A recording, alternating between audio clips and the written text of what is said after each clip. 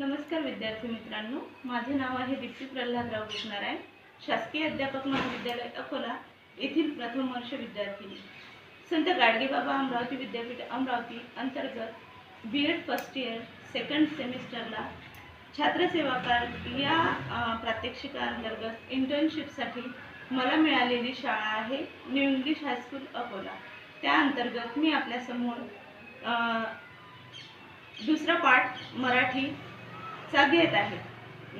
माझी जी पहिली मेथड आहे ती आहे मराठी आणि त्याच्या अंतर्गत माझा हा दुसरा पाठ आहे.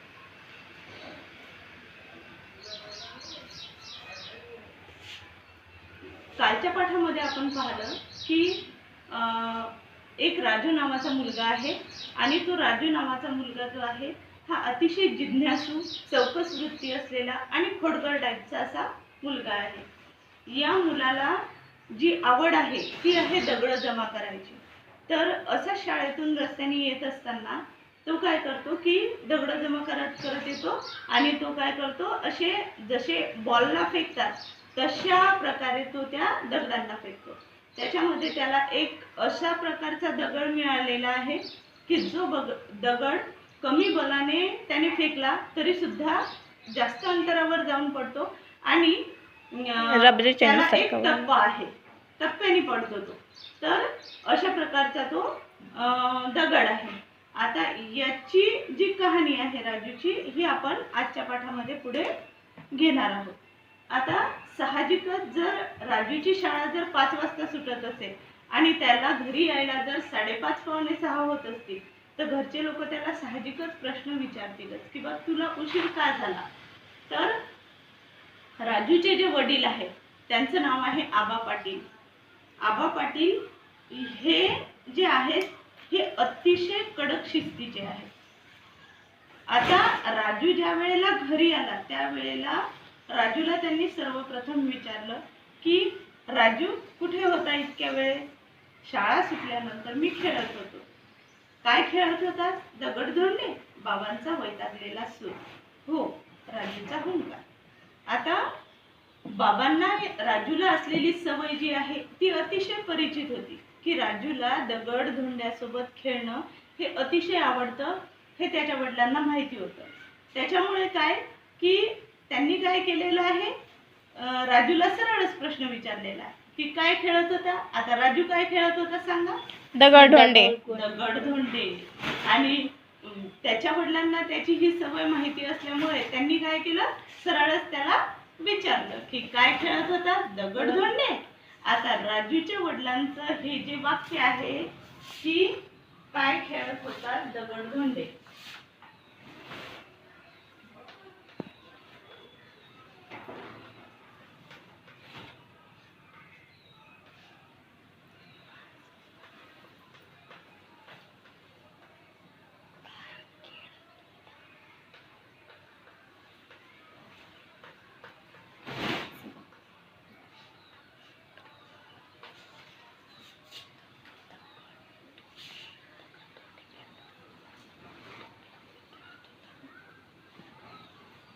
हे व्याकरणाच्या कुठल्या प्रकारामध्ये येईल सांगू शकते का मला तुम्ही? व्याकरणाच्या कुठल्या प्रकारामध्ये येईल? प्रश्नार्थ. त्याच्या वडिलांनी त्याला प्रश्न केलेला आहे हा की काय खेळत होता? तर दगडधोंडे.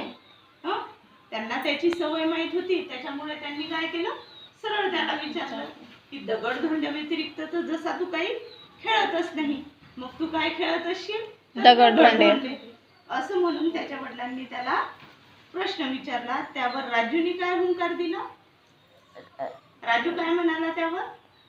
हो. Very good. आता राजू जो आहे हा जिज्ञासू वृत्तीचा आहे, परंतु जिज्ञासू वृत्ती बरोबर चौकस बुद्धी बरोबरच तो कसा आहे, खोडकर पण आहे. आता जी खोडकर जी मुलं असतात तर ही धीट सुद्धा असतात.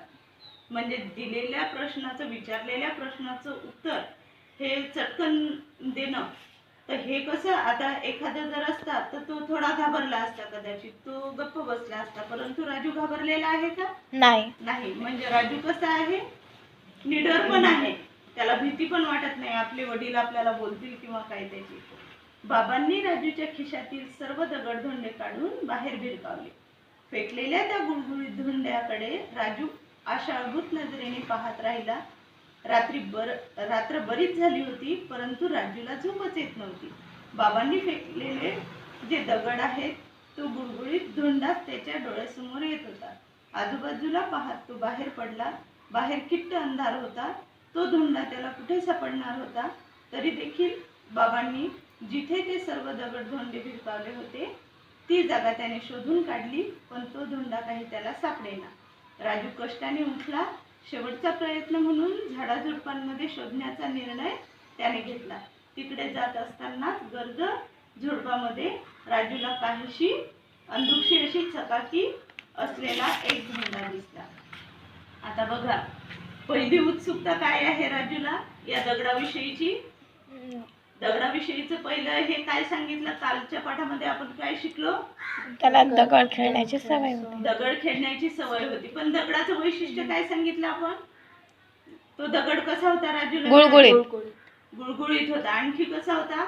इतर दगडांच्या पेक्षा वेगळा. काय होता त्याच्यामध्ये? रबरी होता. रबरी नव्हता तो. तो रबरासारखी त्याला एक हे होतं, म्हणजे काय म्हणू आपण त्याला, एक जे लबली बॉल सारखा टप्पा जो पडतो रबरच्या याने काय होते की बा त्याला लवचिकता येते.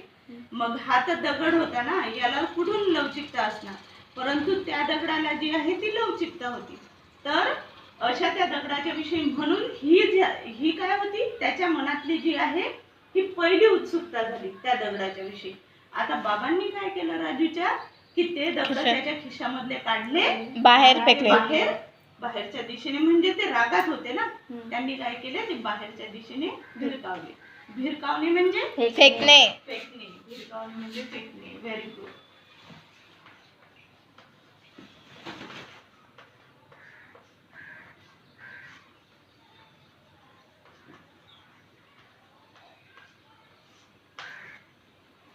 आता जी राजूच्या मनात रात्रीपर्यंत तोच विचार की माझा जो दगड आहे हे दगड बाबांनी सगळेचे सगळे फेकून दिले. राजूला इतर दगडांची काळजी होती का? नाही. त्याच्याजवळ असलेल्या त्याची काळजी नव्हती, पण त्याला काळजी कोणत्या दगडाची? गुळगुळीत. त्या गुळगुळीत दगडाची त्याला काळजी होते. मग त्यांनी काय केलं की त्याला झोपच नव्हती लागत रात्री. मग तो मध्यरात्री उठला आणि उठल्यानंतर त्यांनी काय केलं की बाबांनी ज्या दिशेने ते दगड फेकलेले होते त्या दिशेने काय करायला लागला? तो शोधायला लागला. हा, व्हेरी गुड. त्या दिशेने तो ते दगड शोधायला लागला की माझा दगड बाबांनी इकडेच फेकले होते, आता इकडे कुठेतरी फेकले म्हणजे मला इकडे शोधल्याने ते दगड मिळून जातील. अशा अर्थाने त्याने ते दगड शोधायला सुरुवात केली. परंतु त्याला ते दगड मिळत नव्हता. जो दगड त्याला पाहिजे होता तो नव्हता मिळत त्याला. मग एक शेवटचा प्रयत्न म्हणून त्यांनी काय करायचं ठरवलं? शोधायचं ठरवलं. आपण जे झाडझुडपं आहेत या झाडाझुडपांमध्ये आपण एकदा शोधून घेऊ. मग त्याच्यानंतर आता त्याला भीती ही पण होती ना, जर कोणाला घरात जाग आली तर जाग आल्याच्या नंतर आपण कुठं गेलो हे माहिती पडलं नाही पाहिजे ना, आणि त्याला तो दगड शोधायचा सुद्धा होता. म्हणून त्यांनी काय केलं की थोडासा काहीतरी आपला लपत छपत आणि घाबरलेल्या अवस्थेमध्ये तो त्या दगडाला शोधायला लागला. दगडाला शोधता शोधता त्याला असं आढळलं की ज्या झुडपामध्ये आपण हा दगड शोधत आहोत तर त्या झुडपामध्ये कुठंतरी असा एक प्रकाश असल्यासारखा त्याला जाणवला की इथून जसा काहीतरी प्रकाश येतो. जेव्हा तो त्या झुडपाजवळ गेला आणि त्या झुडपाच्या मध्ये त्यांनी त्या दगडाला पाहिलं तर तो प्रकाश जो आहे तो कशाचा होता? धोंड्याचा. त्या धोंड्याचा होता जो राजूला पाहिजे होता. आता राजूची जी उत्सुकता आहे ती उत्सुकता वाढायला कशी सुरुवात झालेली आहे? पहिली उत्सुकता आपण कोणती पाहिली? की पहिली उत्सुकता कोणती पाहिली होती आपण? टीचर ते दगड तो फेकत गेला त्याची. हा, त्यांनी जेव्हा तो दगड फेकला त्यावेळेला काय झालं? तो रबर सारखा उडत गेला. हा, तो रबरासारखा उडत गेला. म्हणजे तसं पाहिलं तर आता रबराचा गुण वेगळा आणि दगडाचा गुण वेगळा, परंतु जो गुणधर्म या गोष्टीचा नाही तो गुणधर्म त्याला त्या गोष्टीत दिसला, त्यामुळे त्याला त्या गोष्टीविषयी जास्तीची उत्सुकता जी आहे ही वाटायला लागली. आता दुसरी उत्सुकता त्याची कोणती आहे की त्यांनी काय केलेलं आहे, तो दगड शोधला. पण आता कोणत्या तरी दगडाचा प्रकाश निघते का आपण नाही. पाहतो, कुठल्या तरी दगडाला प्रकाश असतो का, नाही. त्याच्यामधून प्रकाश निघतच नाही. तर या दगडामधून काय आहे, राजूला प्रकाशाची किरण दिसली. आता पुढे राजू काय करतो, म्हणजे रात्रीच्या वेळी हा असा दिसतो. तर आता जेव्हा तो दगड त्याला एक थोडीशी चकाकी पाहिली, थोडासा प्रकाश पाहिला, त्यावेळेला त्याच्या मनातली जी दुसरी उत्सुकता होती ती ही होती की अरे हा दगड रात्रीत असा दिसतो वाटते. जो दगड मी पाहिलं की पहिल्या दिवशीचा माझ्या हातातून तो बॉल सारखा गेला, आणि आज रात्री ज्या वेळेला मी त्या दगडाला पाहतो त्यावेळेला हा दगड जो आहे हा रात्रीच्या वेळी याच्यामधून एक प्रकाश येतो. चकाकी येते, प्रकाश येते. Very good. तर असं त्याला जाणवलं. हा आहे राजूचा दुसरा शोध. आपण हे तुम्ही नोट करत चला. हा हो टीचर. राजूचा पहिला शोध.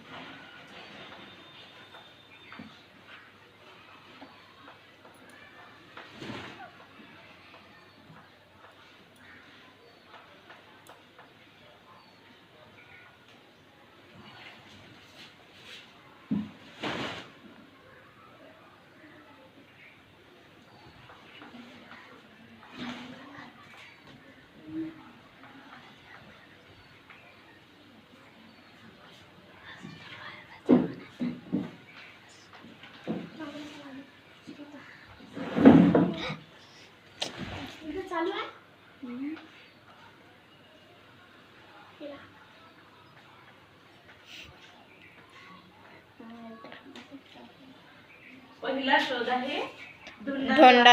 हा बॉल सारखे टप्पे खातो.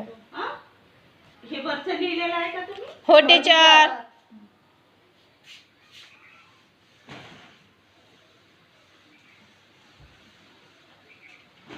आता बघू आपण दुसरा शोध. दुसरा शोध.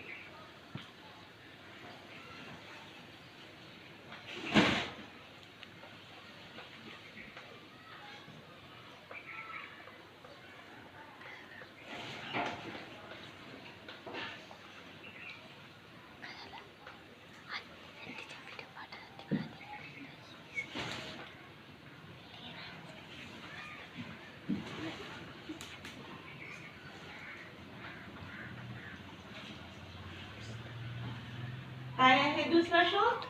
प्रकाश. त्या धोंड्यातून प्रकाश येते. कधी येते? रात्रीच्या वेळेस. Very good.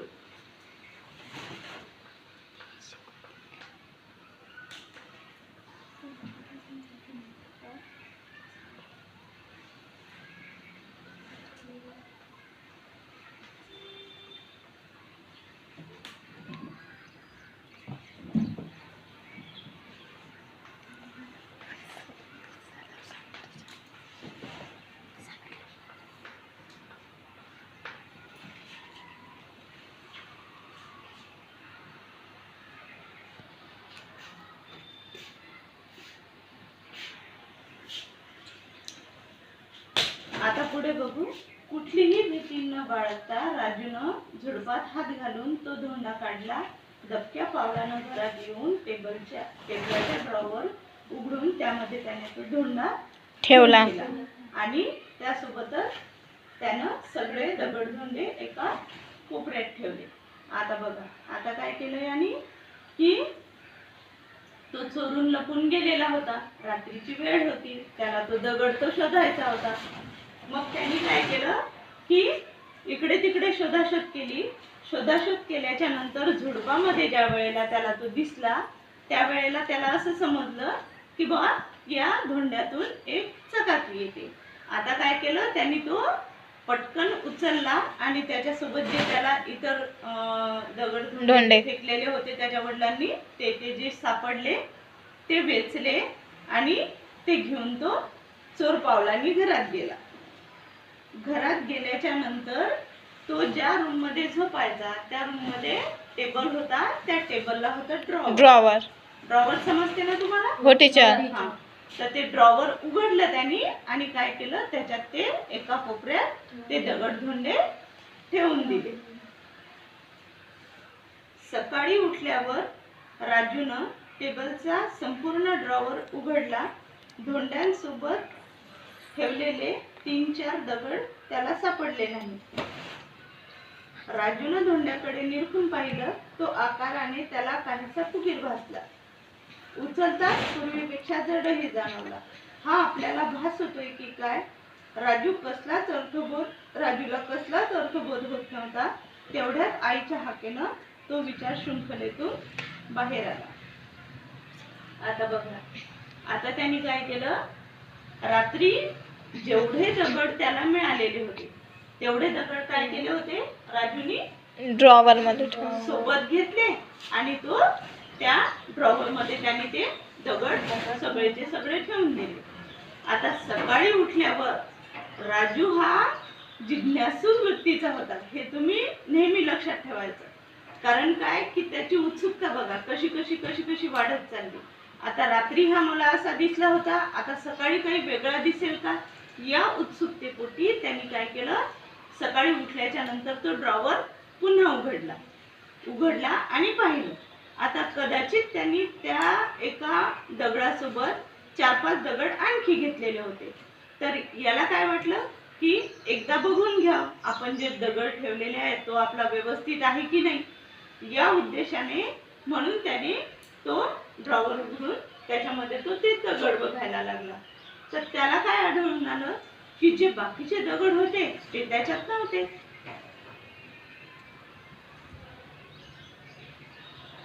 ते काही त्याला सापडले नाही. आता याला वाटलं की मी रात्री याच्यात ठेवले, हा दगड आहे आणि इतर दगड कुठे गेले. मग जेव्हा त्यांनी त्या दगडाला निरखून पाहिलं त्या वेळेला त्याला जो दगड आहे तो पूर्वीच्या पेक्षा म्हणजे आता एकच दिवस आधी त्याला तो मिळालेला आहे ना, सापडलेला आहे ना, तर त्याला तो त्याच्यापेक्षा थोडासा आकाराने फुगीर वाटला, थोडा मोठा झाल्यासारखा वाटला. आणि जेव्हा त्यांनी त्या दगडाला हातात घेतलं त्यावेळेला त्याला हे जाणवलं पहिल्याच्या पेक्षा भारी आहे. हा दगड जो आहे व्हेरी गुड. तर हा दगड जो आहे हा दगड आधीच्या पेक्षा भारी पण झालेला आहे. आता हे असं कसं काय होणार, दगड तर तो एकसारखाच राहायला पाहिजे ना, पण त्याला हा दगड इतर दगडही मिळाले नाही आणि हा दगडही त्याला थोडा भारी वाटायला लागला. आता त्याला हे जेव्हा जाणवलं त्यावेळेला त्याला काय वाटलं की कदाचित हा आपला भास आहे की आपल्याला हा दगड पूर्वीसारखा वाटून नाही राहिला किंवा पूर्वीपेक्षा जड वाटतोय. त्यानंतर इतर जे दगड आपण याच्यासोबत ठेवलेले होते ते दगड पण गायब आहेत, हा दगड फुगलेला आहे. म्हणजे ह्या सगळ्या गोष्टी कशा त्याला अशा भास असल्यासारख्या वाटायला लागल्या. किंवा कारण हे असं शक्यच नाही ना.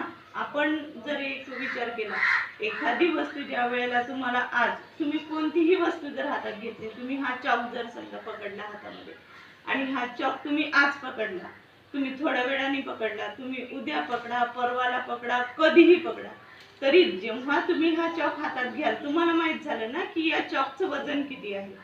मग असं होईल का की बा हा चॉक तुम्हाला आज तुमच्या हातात घेतल्याच्या नंतर याचं वजन कमी वाटलं, उद्या त्याच्यापेक्षा जास्त, परवाला त्याच्यापेक्षा जास्त, असं नसते होत. कुठल्याही वस्तूच्या बाबतीत हे असं घडत नाही. त्यामुळे त्याला या गोष्टीचं अतिशय आश्चर्य वाटलं की हे झालं कसं काय. म्हणून मग त्यांनी काय केलं की त्याला असं वाटलं की आपल्याला या गोष्टीचे ही गोष्ट जी आहे ही आपल्याला अशी भास झाल्यासारखी आहे आणि त्याला या गोष्टीचा अर्थ लागत नव्हता. आता जे मुलं असे जिज्ञासू वृत्तीचे असतात, ज्यांना खूप प्रश्न विचारण्याची सवय असते, आपण प्रश्न केव्हा विचारतो कोणाला? जेव्हा आपल्याला काहीतरी प्रश्न पडतो त्यावेळेला आपण प्रश्न विचारतो. मग अशा वेळेला आता राजूला काय झालेलं आहे की हा गोंधळलेला आहे. याला कुठल्याच गोष्टीचा अर्थबोध म्हणजे काय?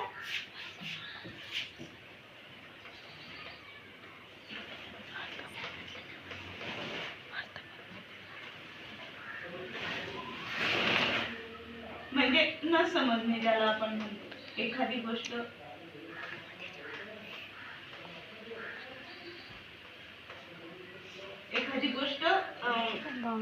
न समजणे त्याला आपण म्हणतो अर्थबोध.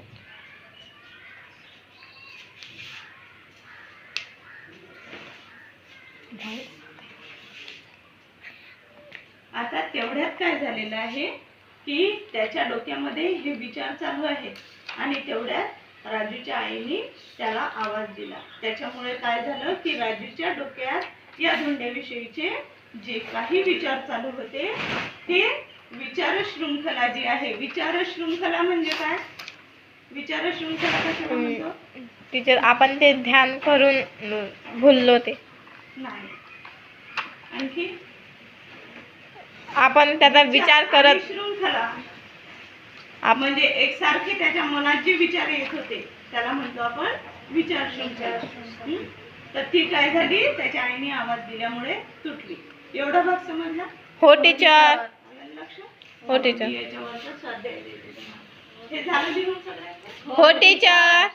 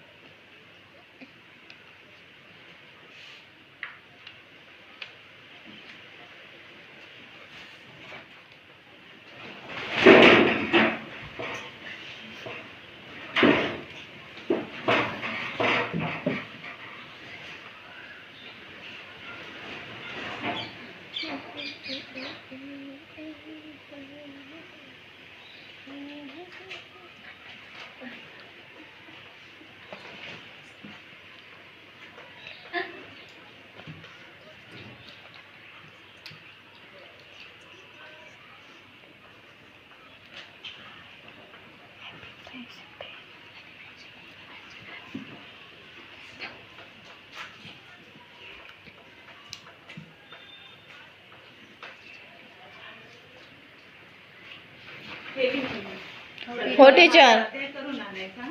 हो टीचर.